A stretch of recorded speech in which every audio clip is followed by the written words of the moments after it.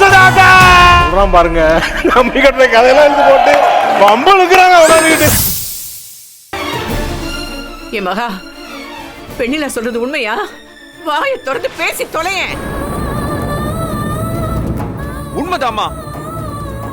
ஐயோ ஐயோ ஐயோ, போச்சா போச்சா?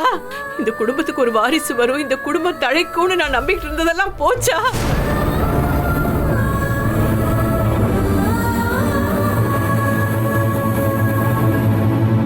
இந்த மாசமும் என் தலையில கல்ல தூக்கி போட்டுட்டியேடி. ஏண்டா, இந்த குடும்பத்துக்கு ஒரு வாரிசு வராதான்னு நான் கத்திக்கிட்டு இருக்கேன், உண்மைதானே பீத்திக்கிறியே பைத்தியக்கார பயலே. இன்னும் எத்தனை நாளைக்கு நான் இவளை நம்பிக்கிட்டு இருக்க போற?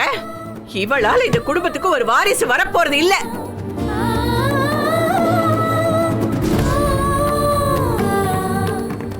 ஐயோ, என் தாலி கொடிக்கு எமனா வந்து நிக்கிறாளே.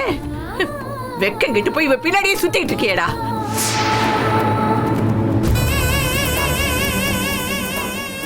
இவளால இந்த வீட்டுக்கு ஒரு நல்லதும் நடக்க போறது இல்ல.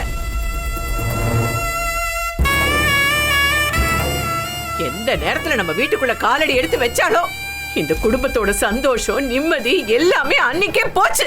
போதத்த, என் தங்கச்சி இதுக்கு மேல நீங்க பேசுறது அவ்வளவு நல்லது இல்ல.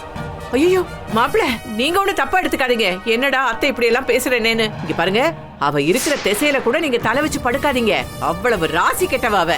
கல்யாணம் ஆகி 2 வருஷம் ஆச்சு. ஒரு வாரிசை இந்த குடும்பத்துக்கு அவளால கொடுக்க முடியல. இத பத்தி எல்லாம் நீங்க கவலைப்படாம நீங்களும் என் பொண்ணும் சீரும் சிறப்புமா நல்லபடியா வாழணும். அதான் என்னோட ஆசை மாப்பிள்ள. கௌரி, உனக்கு 2 பொண்ணுங்க இருக்காங்க.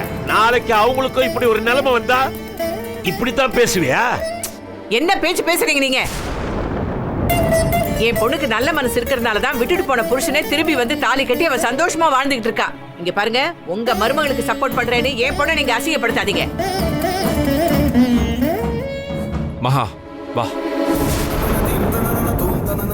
வான்னு சொல்றேன்ல, வா.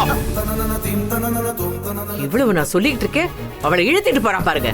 புள்ளைய வளர்த்திருக்கீங்க பாருங்க, புள்ளைய.